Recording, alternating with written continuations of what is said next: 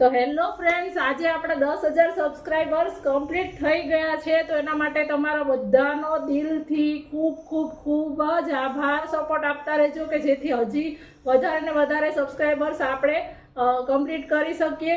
અને જેમાં તમારા સાથની મને ખૂબ જ જરૂર છે. તમને મારા વિડીયોઝ ગમે છે તો તમે સબસ્ક્રાઇબ કરી દેજો, સાથે એને શેર પણ કરજો. તમને તમારા જે કોમ્પ્લિમેન્ટ્સ છે એ પણ મને આપજો. તમને કેવા લાગે છે, જેના જેન્યુઅન રિવ્યૂ તમે આપજો. હું એને પોઝિટિવલી લઈ અને જે બદલાવ લાવવાની જરૂર હોય, વિડીયોમાં જે બદલવાની જરૂર હોય એ હું જરૂરથી બદલીશ. તો એનું આજે મેં સિમ્પલ અને જે રીતે મને ગમે છે એ રીતે એક સેલિબ્રેશન હું કરવાની છું. તો ચાલો હું તમને બતાડું. એની મેં થોડીક તૈયારી કરીને રાખી છે.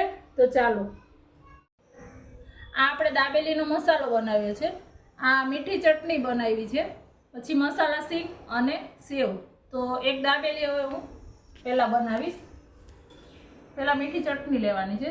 આમાં મીઠી ચટણી છે એકદમ લિક્વિડ રાખવાની છે, કારણ કે દાબેલીમાં અંદરથી એકદમ જ સોફ્ટ હોય ને એવી દાબેલી ખાવાની વધારે મજા આવે છે. તો એના માટે પહેલાં આપણે આ થોડી મસાલો થોડોક લેવાનો છે. ત્યાર પછી મસાલા સિંગ લીધી છે અને હવે એની અંદર ફરીથી મસાલો લેવાનો છે. આ રીતે બહુ વધારે મસાલો નથી લેવાનો, એક મોટી ચમચી જેટલો લેવાનો છે, કારણ કે બહુ વધારે મસાલા લેશું ને તો ખાતી વખતે આમ પણ નીકળી જશે. અને જો તમને આની અંદર ડુંગળી લેવી હોય ને તો ડુંગળી પણ તમે લઈ શકો છો, પણ નાના બાળકોને ખાવાનું છે અને એટલા માટે હું ડુંગળી અત્યારે નથી લેતી. હવે આને આપણે આ સેવ છે એની અંદર આ રીતે ડીપ કરી દીધી છે. આ જ રીતે આપણે બધી જ દાબેલીને તૈયાર કરી લઈએ છીએ. આ બધા મેં પાઉં છે એને થોડાક કટ કરીને રાખ્યા છે અને આ રીતે બધી દાબેલીને હું હમણાં બનાવી અને તૈયાર કરી લઉં છું. તો તમને પછી મળું.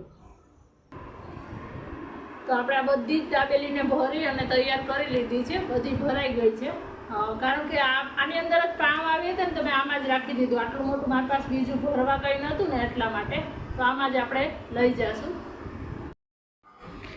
તો આના માટે દરેક વ્યક્તિનો હું પર્સનલી દિલથી થેન્ક યુ બોલું છું.